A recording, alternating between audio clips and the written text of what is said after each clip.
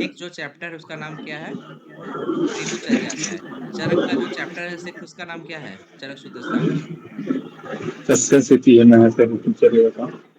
तो उसमें भी क्या है, ऋतुचर्या के बारे में वर्णन आया ना वहाँ पे भी। यस। तो यहाँ पे भी देखिए, दोनों जो चरक और सुश्रुत है ना, छठे चैप्टर में ही ऋतुचर्या का वर्णन किया है। ठीक है। तो नेक्स्ट चैप्टर देख रहे हैं, ऋतुचर्या अध्याय, इन्होंने नाम ही रख दिया ऋतुचर्या अध्याय। फिर उसके बाद क्या है, उसके बाद सबसे पहले जो ऋतुचर्या में उन्होंने काल की व्याख्या की है। तो काल को क्या बोला? काल ही नाम भगवान स्वयंभू अनादि न आदि मध्य।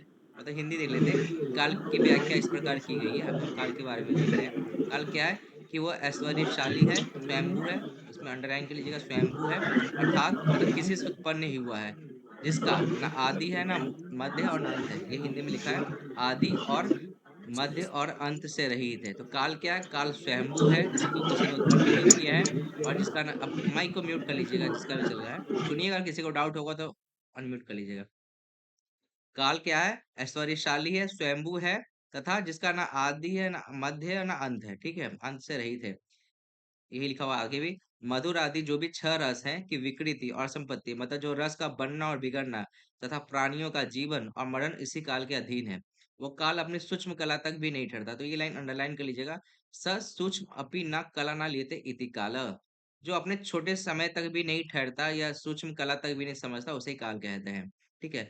अथवा प्राणियों का संकलन करता है। प्राणियों का मतलब, संकलन का मतलब सुख दुख के साथ संयोग करता है या प्राणियों का संहार करता है, तब उसे काल कहते हैं। इसमें अंडरलाइन किया कीजिएगा, काल को स्वयंभू बोला गया है।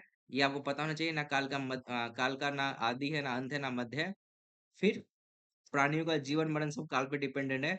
और काल के डिफिनेशन में क्या बोला है? स सूक्ष्मपि कला न लियते इति काल। ठीक है। फिर आगे क्या है? संवत्सर रूपी उस काल को भगवान सूर्य अपनी गति विशेष से, अब काल को क्या क्या डिवाइड किया गया छोटे छोटे में। विशेष से निवेश, काष्ठा, काल, कला, मुहूर्त और रात, पक्ष। जैसे हम कहते हैं ना कितना पक्ष है, फिर पूछते हैं कि कितना मास है। तो इसी को बोला गया है कि स्टार्टिंग क्या है, जीरो लेवल से, और लास्ट कहाँ गया है, युग तक गया है। अभी देखेंगे निवेश क्या होता है, कला काष्ठा क्या होता है, फिर कला क्या होता है। फिर कह रहा है कि सबसे पहले ये जान लीजिए कि स्टार्टिंग निमेष है, जो सबसे छोटी इकाई है काल की वो क्या है, निमेष है। और सबसे जो बड़ी इकाई है वो क्या है, ये युग है। उक्त काल भेद में प्रत्येक का लक्षण लिखते हैं। मतलब कि अब क्या है, कला क्या है, काष्ठा क्या है, निवेश क्या है, उसके बारे में बोल रहे हैं। तो जो भी लघु उच्चार, लघु लघु अक्षर है, जैसे अ है, आ है, ई है, उसके उच्चारण में जितना समय लगता है उसे अक्षी निवेश कहते हैं। या इसको ये भी कह सकते हैं कि एक मतलब एक बार जो अक्षी निवेश करने में जितना समय लगता है उसको क्या कहते हैं, अक्षी निवेश कहते हैं। लेकिन उसका कंपेयर किससे किया है कि मान लीजिए कोई भी जो लघु अक्षर है, जैसे आ, इसमें जितना वक्त लग रहा है उसे ही निवेश, अक्षी निवेश कह रहे हैं। फिर मतलब यहाँ पे आप ऐसा लिख लीजिएगा, लघु अक्षर लिखना भी जरूरी नहीं, बुक में तो लिखा हुआ है। लघु अक्षर बराबर क्या लिख दीजिएगा, सामने ये लिख दीजिएगा, लघु अक्षर के सामने ये लिख दीजिएगा, अक्षी निवेश। ठीक है। फिर नेक्स्ट नेक्स्ट क्या है? फिर 15 अक्षी निवेश की एक काष्ठा होती है। फिर उसके नीचे क्या है, 15 अक्षी निवेश, मतलब 15 बार जब आंख पलटते हैं उस इक्वल टू क्या होगा, एक काष्ठा। ठीक है। तो 15 अक्षी निवेश की एक काष्ठा होती है, तथा 30 काष्ठाओं की एक कुला होती है। मतलब एक काष्ठा यहाँ हो गया। फिर क्या कह रहा है, एक 30, मतलब 30 काष्ठा बराबर एक कला। ठीक है। ये मतलब सीक्वेंस यहाँ स्टार्टिंग जीरो से हुआ है, लघु अक्षर से। अभी आगे कहाँ तक जाएगा, युग तक जाएगा। ठीक है। 30 काष्ठा की एक कला होती है, और 20 कला तथा एक कला का 10वां हिस्सा। 30 20 का क्या कह रहा है यहाँ पे, देखिए ये कंफ्यूजन वाला है कि 30 काष्ठा को तो एक कला कह रहा है, लेकिन 20 कला तथा एक कला का 10वां हिस्सा, मतलब 20 1/10, ऐसा तरह से 20 1/10 ऐसे लिख लीजिएगा।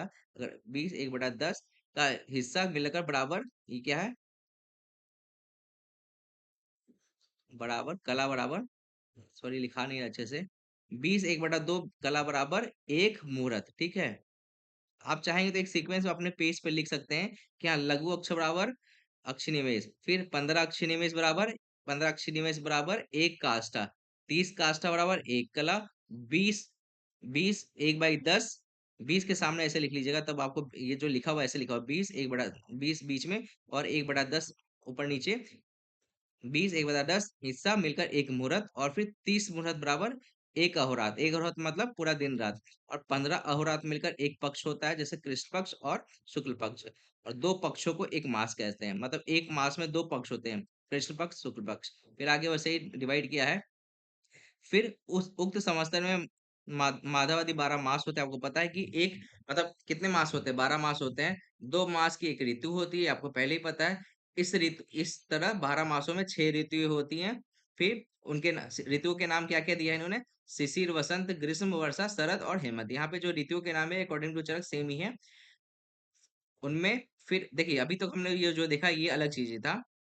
पहले हमने देखा कि हाँ, लघु अक्षर बराबर अक्षी निमेष, 15 अक्षी निमेष बराबर एक काष्ठा। सुनिएगा अच्छे से, 30 काष्ठा बराबर एक कला, और 20 1/10 कला बराबर एक मुहूर्त, 30 मुहूर्त बराबर एक अहोरात, अहोरात मतलब पूरा एक दिन रात। और फिर 15 अहोरात बराबर एक पक्ष, दो पक्ष बराबर एक मास, 12 मास बराबर 12 मास बराबर एक साल जिसको कह सकते हैं। और दो दो दो मास मिलकर एक ऋतु होती है। और ऋतु तो दो दो मास बराबर एक ऋतु होती है, तो कितने ऋतु हो गई? 6 ऋतु हो गई। शिशिर, वसंत, ग्रीष्म, वर्षा, शरद और हेमंत। फिर उसके बाद क्या कह रहे हैं? उनमें से तपस्य, इस उनमें से तप और तपस्य मिल मास से शिशिर, मधु माधव से वसंत, सूची शुक्र से ग्रीष्म, नव नवस्य से वर्षा, ईश उर्स से शरद, सह और सहस्य से हेमंत ऋतु होती है। तो आप इसको ऐसे ही याद रखिएगा, तमसु नईस। तमसु नईस से क्या होगा? तमसु नईस। तमसु नहीं, उससे क्या होगा? याद रहेगा आपको शॉर्टकट में कि तप तपस्या बराबर क्या हो जाएगा? तप तपस्या बराबर कहाँ क्या होगा? शिशिर। आप पहले याद कीजिएगा कि शिशिर से यहाँ स्टार्ट किया इन्होंने। तप तमसु नहीं, मधु माधव, सूची शुक्र, न से नव और अरूज, और ईट से नईस, स से सह और सहस्य। तमसु नईस करके याद रखिएगा, तो इसमें ऋतु सारे आ जाएंगे। और ये क्या है? इसका जो हिंदी नाम है तप तपस्या मधु माधव।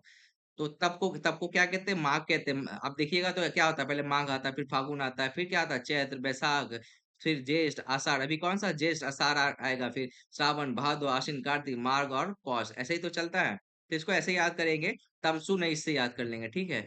तो ये हमारा 6 ऋतु हो गई।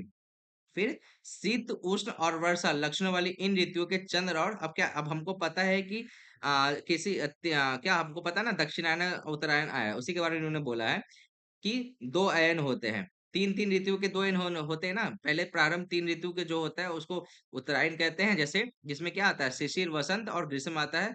और वर्षा, शरद और हेमंत मिलके दक्षिणायन होता है। वही इनमें लिखा है कि उनमें से वर्षा, शरद और वसंत हेमंत ऋतु को दक्षिणायन कहते हैं, ठीक है। दक्षिणायन में क्या होता है? चंद्र क्या होता है? बलशाली होता है। वही लिखा आगे, दक्षिणायन की वर्षादि इन ऋतु में भगवान चंद्रमा क्रमशः आप्यायित या फिर बलशाली रहते हैं। और उसमें क्या, कौन सी रस की उत्पत्ति होती है? आलम, अम्ल, लवण और मधुर। ये आपने चरक में भी देखा है कि दक्षिणायन में चंद्र चंद्र बलवान रहता है। और जो जैसे अम्ल, लवण और मधुर रस बलवान होते हैं। तो अम्ल किस में होगा? ये होगा वर्षा ऋतु में।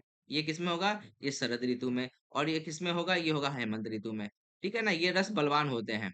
सर्व प्राणियों का बल भी उत्तरोत्तर सही प्राणियों का बल भी उत्तरोत्तर बढ़ता जाता है। जैसे आपको पता है कि हाँ, बल जो सबसे ज्यादा बलवान होता है हेमंत में होता है। शिशिर, वसंत और ग्रीष्म को, वैसे ही अब आ गया उत्तरायण। तो उत्तरायण में क्या है? शिशिर, वसंत और ग्रीष्म को उत्तरायण कहते हैं। इन ऋतुओं में क्या होता है? भगवान सूर्य बलशाली होते हैं। और 3 रस की उत्पत्ति होती है। कौन कौन?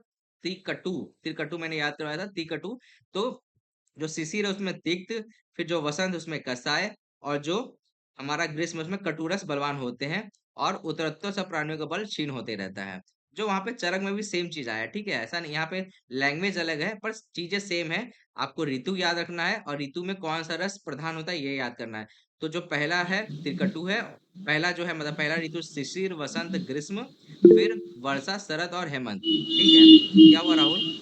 सर, बल क्षीण होना का मतलब सर डाइजेशन क्षमता कम होना होता है, या अकॉर्डिंग टू आयुर्वेद जैसे इन्होंने बताया है कि इम्यूनिटी पावर कम होना होता है, या फिर आदमी को ठंड में कंफर्टेबल फील होता है, गर्मी में कम कंफर्टेबल होता है सर। अभी जैसे ना अभी बल ग्रीष्म क्षीण होना मतलब अभी क्या हुआ बल ग्रीष्म क्षीण?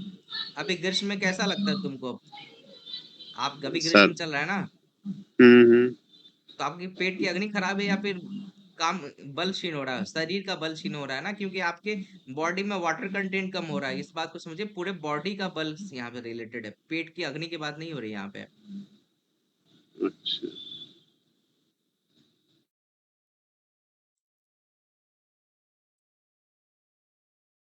ठीक है, तो मैंने हम यहाँ देखे कि हाँ, जो हमने चरक में देखा था वही सुश्रुत में सेम चीज है। आपको जो बोला जाता है वो याद करिए, डाउट में ज्यादा कंफ्यूजन मत रहिएगा। जैसे मैंने बोला, आप बताइए राहुल, कि शरद में कौन सा रस प्रधान है, शरद ऋतु में? राहुल,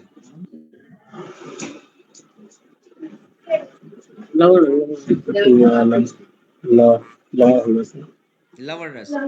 सर, हेमंत, लवण रस ये ओपन नहीं राहुल, हुआ। बसंत में कौन सा ऋतु प्रधान है, बताने दीजिए राहुल को। सर बसंत में, हाँ, सर बसंत में उत्तरायण होता है, और बसंत में सर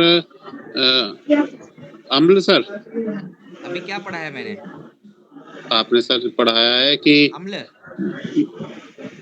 हाँ सर, शिशिर बसंत और ग्रीष्म के समय में उत्तरायण कहते हैं सर। अपने मतलब इस पर मैं निशान भी लगा रहा हूँ, यही पढ़ाया दिमाग में तो सर। क्वेश्चन रहता है इररिलेवेंट टाइप का, तो यहाँ पे क्लास में रहता नहीं होगा कि क्या मैं बोल रहा हूँ। क्या बोला यहाँ पे, तिक्त, कसाय और कटु रस बलवान होते हैं, किस में? उत्तरायण में। तो तिक्त मैंने उत्तरायण। क्या बोला था, तिक्त जो होगा शिशिर में होगा, वसंत में क्या होगा, कसाय होगा। मैं आपसे वसंत में पूछ रहा हूँ तो कषाय होगा ना।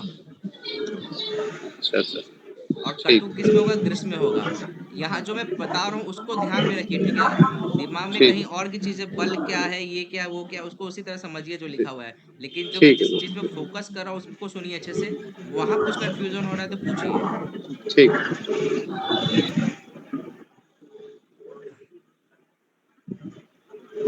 ठीक है, तो हमने जो चरक में देखा था सेम चीज यहाँ पे ही है, अलग नहीं है, बस वहाँ पे लैंग्वेज अलग है, यहाँ पे लैंग्वेज अलग है। चंद्रमा पृथ्वी को अपने शीत किरणों द्वारा क्लीन रखता है और सूर्य क्या करता है, सुखाता है, तथा चंद्र और सूर्य दोनों का आश्रय।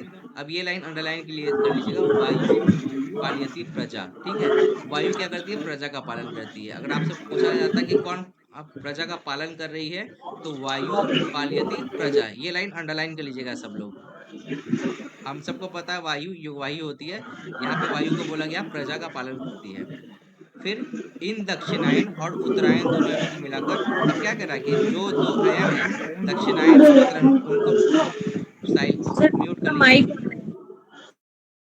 ठीक है, इन दक्षिणायन और उत्तरायण को मिलाकर एक वर्ष होता है, और 5 वर्ष मिलाकर एक युग कहलाते हैं।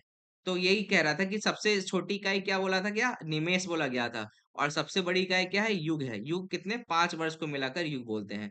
तो निमेष से लेकर युग तक चक्र के समान परिवर्तनशील, यही काल चक्र कहते हैं। मतलब निमेष से लेकर जो युग तक है इसको काल चक्र कहते हैं। आप ये याद बिल्कुल करिए कि 15 मतलब एक अक्षर निमेष बराबर, सॉरी, एक अक्षर बराबर, एक अक्षर में जितना उच्चारण समय लगता है उसको अक्षर निमेष कहते हैं। 15 अक्षर निमेष बराबर एक काष्ठा, 30 काष्ठा बराबर एक कला, 20, 20 के सामने 1/10 ऐसे लिख के रखिएगा तो आपको याद रहेगा। 20 1/10, इस काष्ठा बराबर एक मुहूर्त। और एक दिन में कितने मुहूर्त होते हैं, 30 मुहूर्त होते हैं। 15 30 मुहूर्त बराबर क्या होता है, एक अहोरात्र होता है। एक 15 अहोरात्र बराबर एक पक्ष होता है, और 2 पक्ष बराबर हमारा एक मास होता है, और टोटल 12 मास होते हैं। अब टोटल 12 मास होते हैं, वही मधु माधव, जैसे मैंने मधु माधव सूची तमसु नहीं, इसमें दो दो जोड़ दीजिएगा तो। फिर उसके बाद फिर हमने ऋतु के अनुसार डिवाइड कर दिया था, दक्षिण, फिर ऋतु में फिर आयन, दो आयन, दक्षिणायन और उत्तरायण। उत्तरायण और दक्षिणायन मिलाकर एक साल हो गया। और फिर क्या कह रहा है कि एक वर्ष, 5 वर्ष मिलकर एक युग होते हैं। ये चीजें मेंशन थी यहाँ पे, ठीक है? फिर नेक्स्ट हम देखते हैं। आप देखते हैं दोषों का संचय, अभी ये चैप्टर इंपॉर्टेंट है, चरक से पूछे ना पूछे, लेकिन यहाँ से पूछ देते हैं कि कौन से दोष का प्रकोप, कौन से दोष का प्रकोप कौन से ऋतु में होता है। तो यहाँ पे अच्छे से मेंशन किया सुश्रुत ने। यहाँ तो दोषों के संचय, प्रकोप और प्रशमन निमित्त। अब क्या कह रहा है, अभी तक हमने देखा था 6 ऋतु, कैसे, शिशिर, वसंत, ग्रीष्म, वर्षा, शरद और हेमंत। बट अब यहाँ पे क्या आ गया, वो तो नॉर्मल ऋतु के बारे में बोला है, लेकिन अगर दोषों के संचय, प्रकोप और प्रशमन की बात की जाए तो यहाँ भी 6 ऋतुएं हैं। लेकिन यहाँ पे इन्होंने शिशिर को हटा दिया है, शिशिर की जगह प्राइवेट ले आए हैं। ठीक है, तो देखिए क्या आ गया, स्टार्ट कहाँ से किया, वर्षा से किया है। तो वर्षा के बाद हमें पता है शरद आता है, और हमको पता है शरद के बाद क्या आता है, हेमंत आता है। फिर शिशिर के जगह यहाँ पे इसको खाली छोड़ दिया, हेमंत के बाद सीधे उन्होंने वसंत लिख दिया, फिर वसंत के बाद ग्रीष्म होता है हमको पता है, और फिर प्राविट हो गया। तो प्राविट किसके बीच में है? ग्रीष्म और प्राविट, ग्रीष्म और वर्षा के बीच में प्राविट आ गया। तो आप इसमें देखिए, अगर कोई पूछे कि दोषों के संचय, प्रकोप और प्रशमन से ऋतु कितने प्रकार की होती है, तो 6 होती हैं। और इसमें कौन सी ऋतु का वर्णन नहीं है? शिशिर ऋतु का वर्णन नहीं है। उसकी जगह कौन सी ऋतु आ गया? प्राविट आ गया। ठीक है, ये है बेसिकली क्या है, ये दोषों के संचय। मान लीजिए किसी किसी ऋतु में क्या हो रहा होगा, कोई दोष संचय हो रहा होगा, तो कोई प्रकोप हो रहा होगा, तो कोई प्रशमन हो रहा होगा। वो भी आगे मेंशन होगा कि कौन से ऋतु में कौन सा दोष प्रकोप हो रहा है, कौन सा संचय हो रहा है। उसके रेफरेंस में शिशिर को हटाकर इन्होंने प्राइवेट कर लिया है। शिशिर को हटाकर प्राइवेट करने का मतलब ये नहीं है कि शिशिर की जगह नाम चेंज कर दिया, ऐसा कुछ नहीं किया। उन्होंने वर्षा से स्टार्ट कर दिया है, फिर शरद, हेमंत, वसंत और ग्रीष्म, और ग्रीष्म और वर्षा के बीच में एक नई ऋतु ले आए हैं, वो क्या है? प्राइवेट है। ठीक है, जैसे और भादों को 2 मासों में, इनको जाने दीजिए, इसको जाने दीजिए, ये वाला लाइन कंफ्यूज करेगा ऊपर से, इसको हटा दीजिए।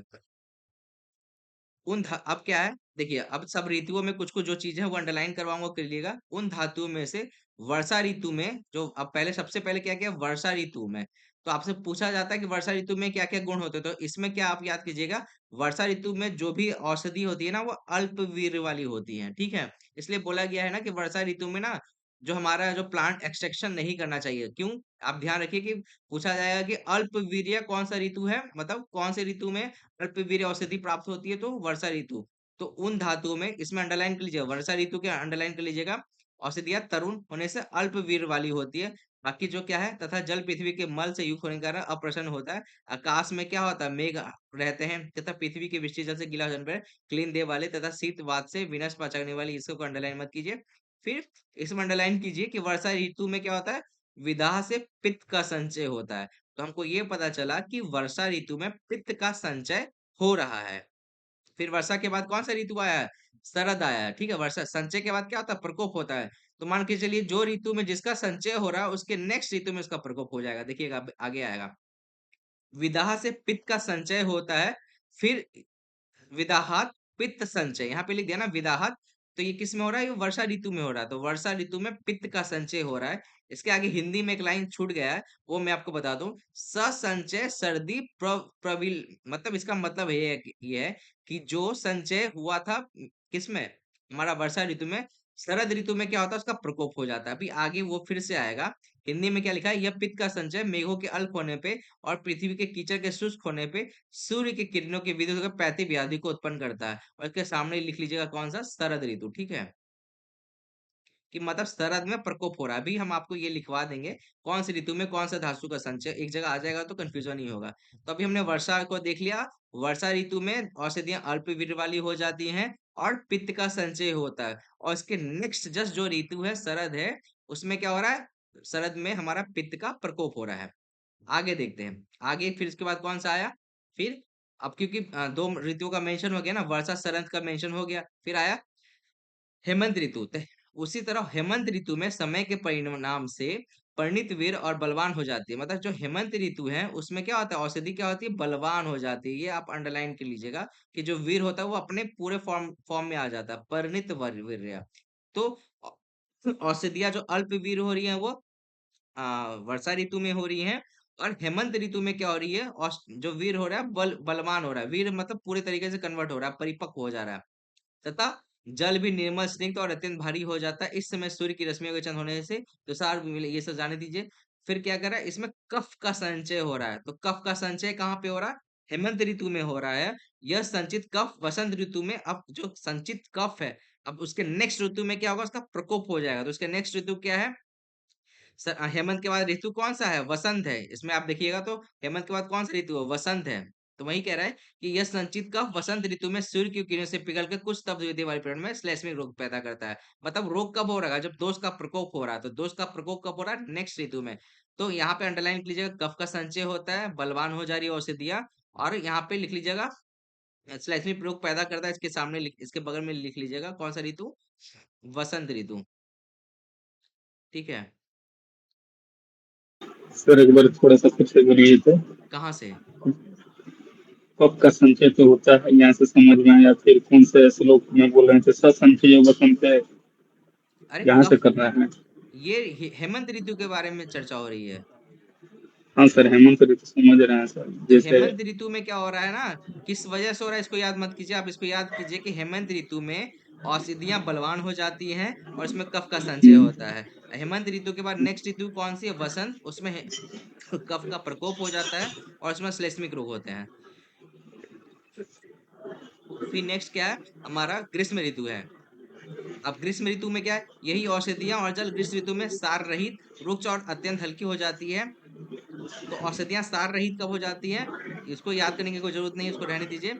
हमें याद इसमें क्या करना है कि यह वायु का संचय, सॉरी यहाँ पे आएगा कि वायु का संचय होता है। वायु का संचय कब हो रहा है, तो हमारा ग्रीष्म ऋतु, इसमें ग्रीष्म लिख लीजिएगा, ग्रीष्म ऋतु में मैं अभी आपको सब लिखवाऊंगा अच्छे से कि ग्रीष्म ऋतु में वायु का संचय हो रहा है। और वायु का संचय प्राविट ऋतु में, मतलब प्राविट ऋतु में नेक्स्ट ऋतु क्या है ग्रीष्म के बाद। अब इसमें देखिएगा, जब दोषों का जब बताया है अत्यंत संचय प्रकोप में, तो ग्रीष्म के बाद प्राविट आ रहा है ना, तो इसमें क्या हो जाएगा, जो वर्षा में संचय हुआ था, सॉरी ग्रीष्म में जो संचय हुआ था, कौन सी ऋतु, ग्रीष्म में हमारी वात संचय हुई थी, इसका प्रकोप हो जाएगा प्राविट में।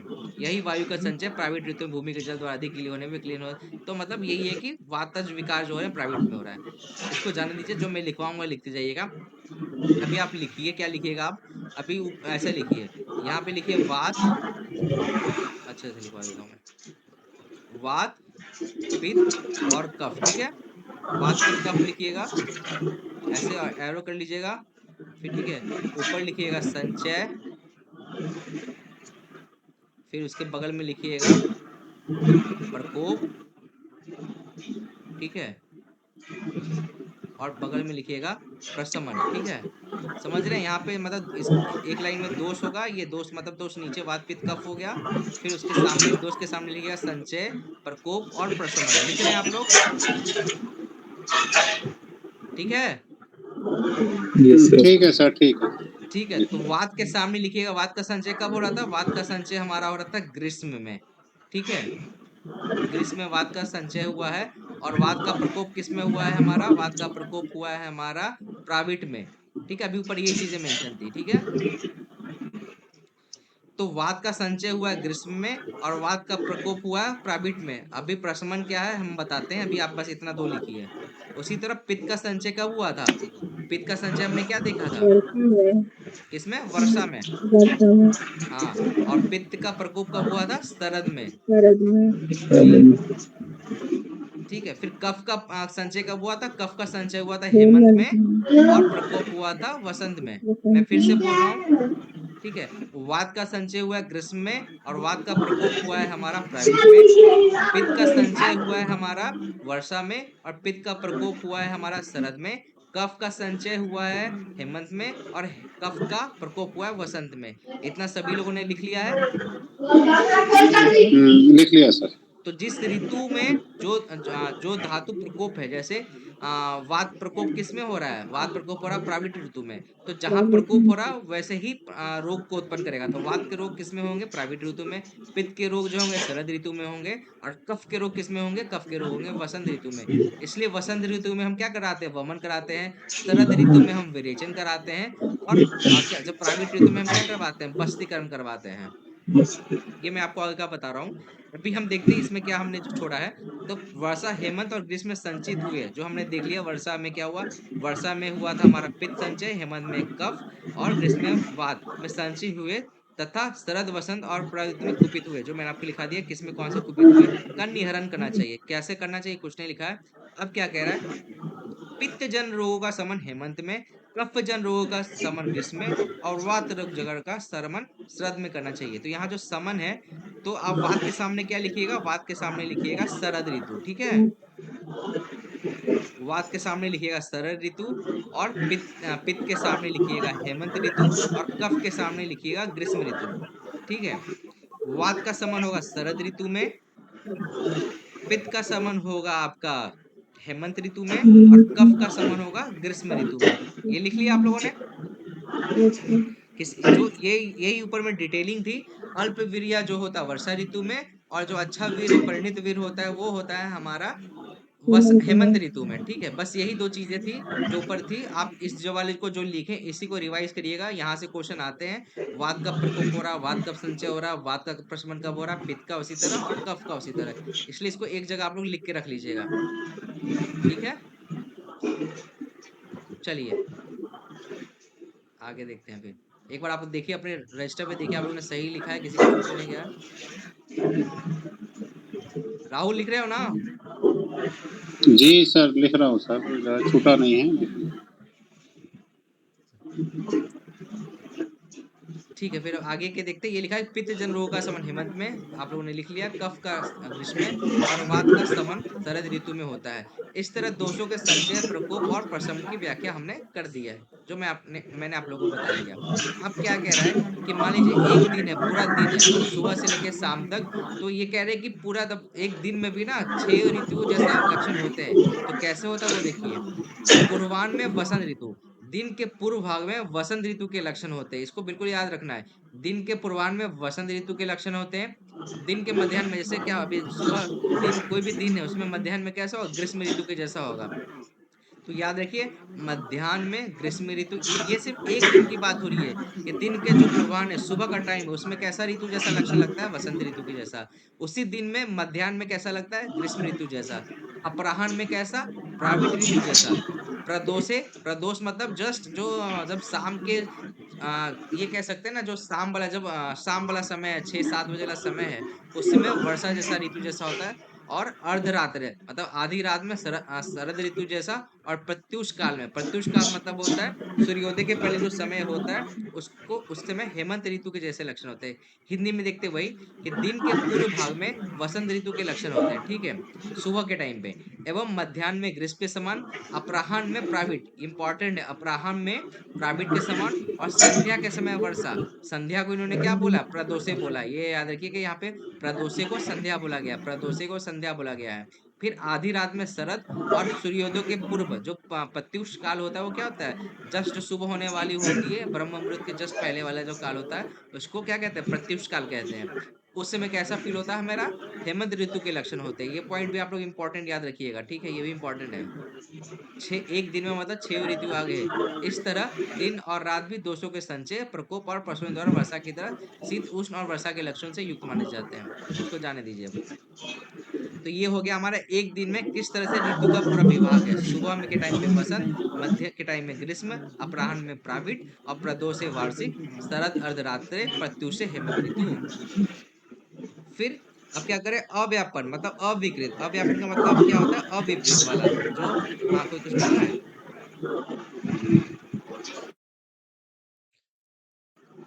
सर एक बात पूछना था सर, पूछे? बोलिए। सर ये तो वर्षा ऋतु में पित्त का संचय और वो संचय और प्रकोप बता दिए, प्रसरण किस किस ऋतु में हुआ ये नहीं बताया बात पित्त का। बताया तो, ये बताएं सर, एक बार फिर से बता दीजिएगा। कोई बताएगा? आरती बता दीजिए। संचय प्रकोप क्लियर हो गया, वात पित्त कफ का। प्रसरण किस किस ऋतु में है वात पित्त कफ का, ये जानना आरती नहीं है क्या आज? शरद में प्रशमन, हेमंत और ग्रीष्म में। किस ऋतु में कौन सा, ये बता दीजिए ना। वात का प्रश्न पूरा सर। हाँ, वात का प्रशमन किस में हो रहा है, पित्त का किस में हो रहा है, कफ का किस में हो रहा है, मैंने लिखा है। और पित्त का हेमंत में, कफ का ग्रीष्म में। सुने, वात का समन होगा शरद में, पित्त का समन होगा आपका किसमें, हेमंत आ, में। किसमें, हेमंत। हेमंत में। और कफ का समन होगा ग्रीष्म में।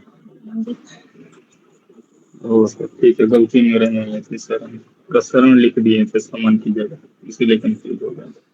प्रशमन और समन एक ही है। हम प्रसरण लिख दिए थे सर। प्रसरण नहीं, प्रशमन मतलब खत्म करना, ठीक है। प्रसन्न, ठीक। ठीक है, फिर आगे देखते हैं। अब आगे देखते हैं कि दिन वाला हमने देख लिया।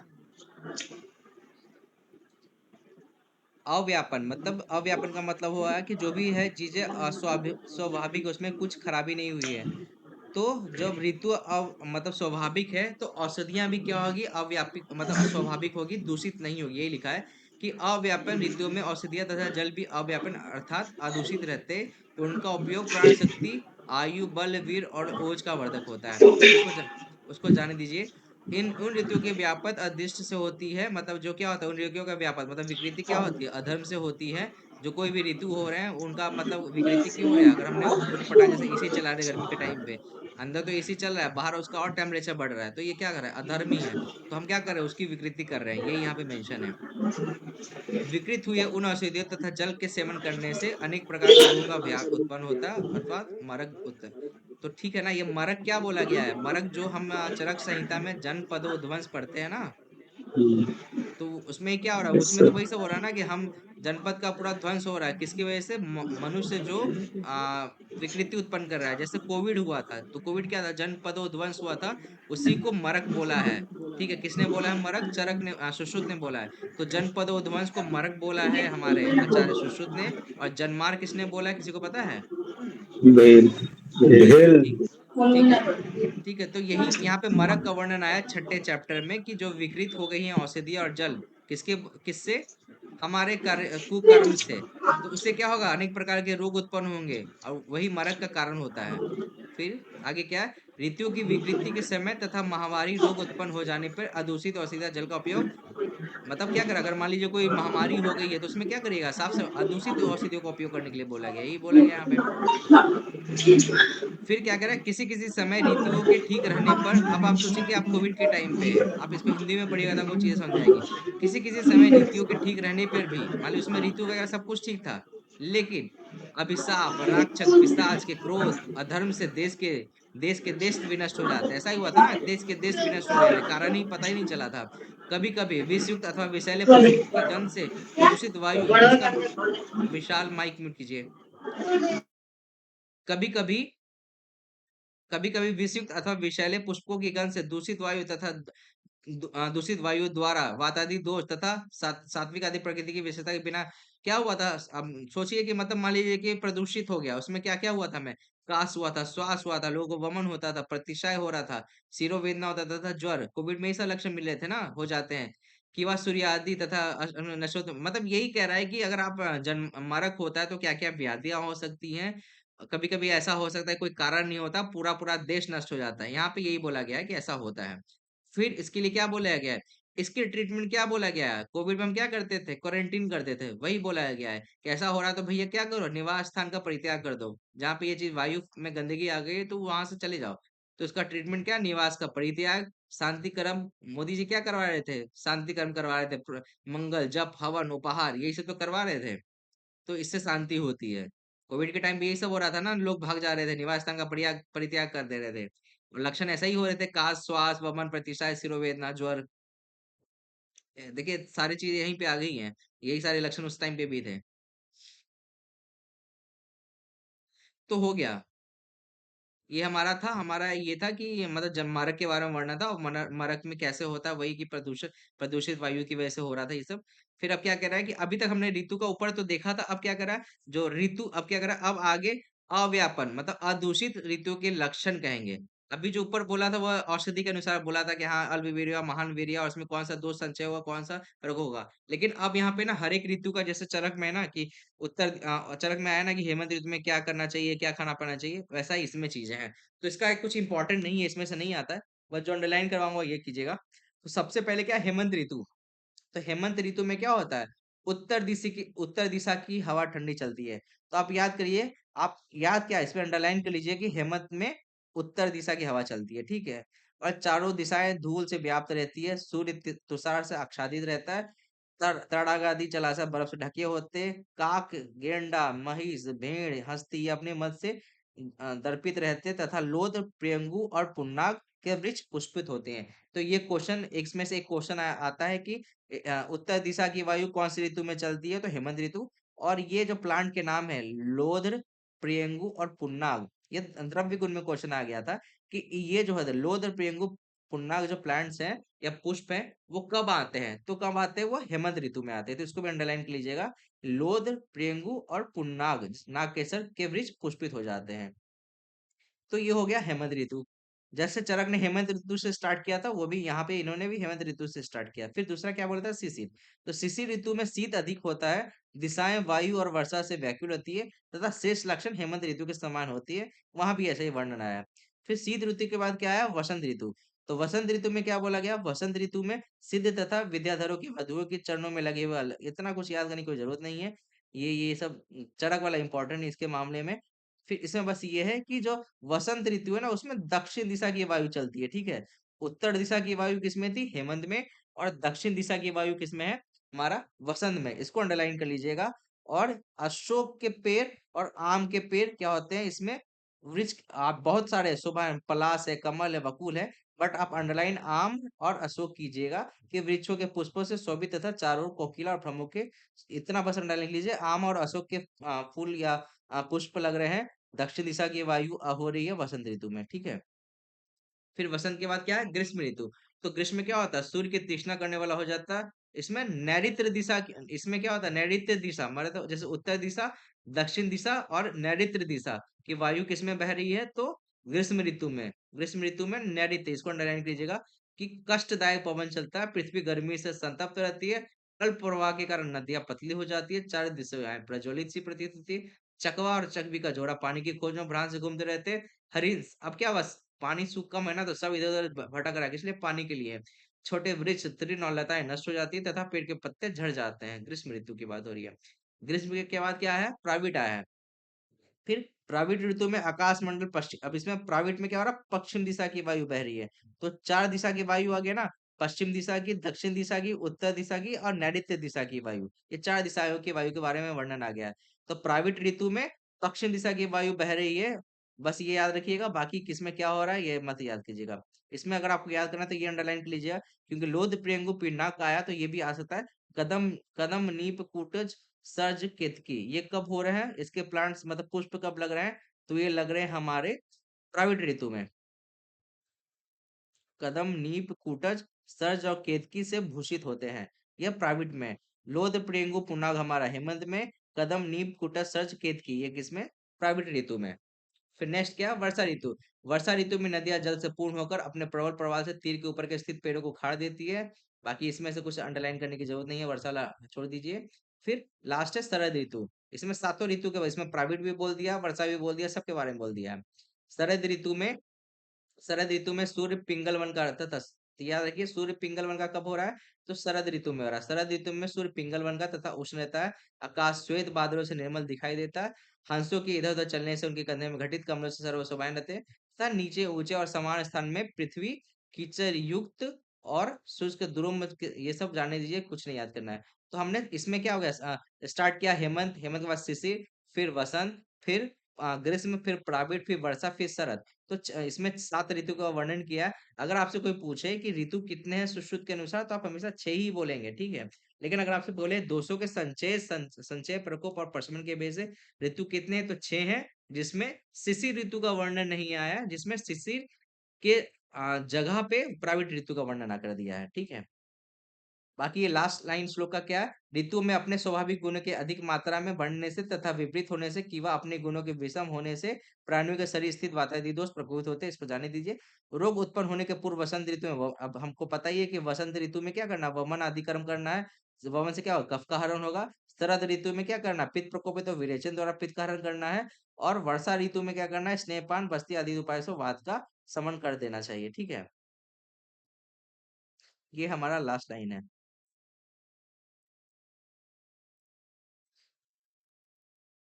कोई कुछ पूछ रहा है,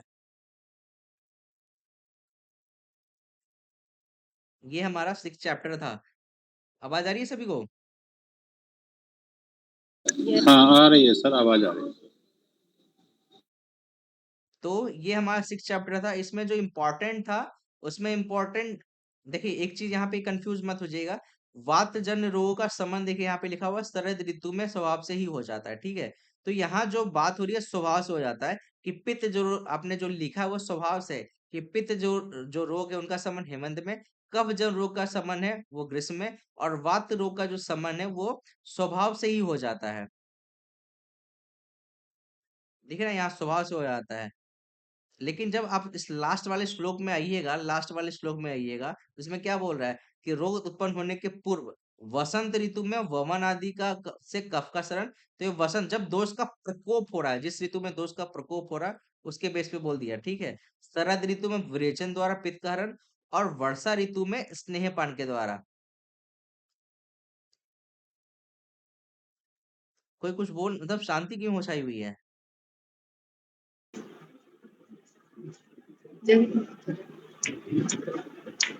आपने वात का प्रकोप किस ऋतु में लिखा है वहां पे? प्रावित का। लेकिन यहाँ पे क्या बोल रहा है? बाकी तो सेम ही है, लेकिन प्राविट यहाँ पे क्या बोल रहा है? वर्षा ऋतु में।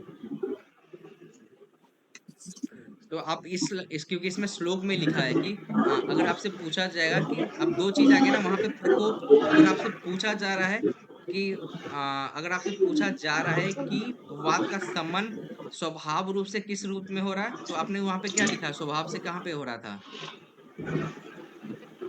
शरद में। शरद में। लेकिन अगर आपसे पूछा जाएगा कि बस्ती के द्वारा या स्नेहपान के द्वारा कब करना है, तो आप क्या बोलेंगे? वर्षा में। हम्म, ठीक है। उसको तना उस जो जो ऊपर लिखे उसको उसी तरीके से याद कीजिएगा, और इसको इस तरीके से याद कीजिएगा। हरेत वसंते श्लेष्माना, पित्तम सर्दी निहरेत, वर्षासु मतलब वसंत में वसंत ऋतु में श्लेष्मा को श्लेष्मा को हरण करना है, पित्त का शरद ऋतु में, और वर्षा में वात का। यहाँ पे इन्होंने कंफ्यूज कर दिया है, यहाँ पे प्राइवेट लिखना चाहिए था, उसकी जगह वर्षासु लिख दिया है। तो क्वेश्चन पे डिपेंड करता है कि स्वभाव से पूछ रहा है या आपको हरण करना है, बस ये याद ध्यान रखिए। ठीक है। तो ये हमारा 6 चैप्टर खत्म हो गया है। इंपॉर्टेंट चैप्टर है, इसमें ऐसा नहीं है कि इंपॉर्टेंट नहीं, इंपॉर्टेंट चैप्टर है ये। अगर क्योंकि इसमें पूछते हैं कि दोष का संबंध, प्रकोप, संचय किस ऋतु में कौन सा होता है, तो वो वाला पार्ट याद रखिएगा। मैं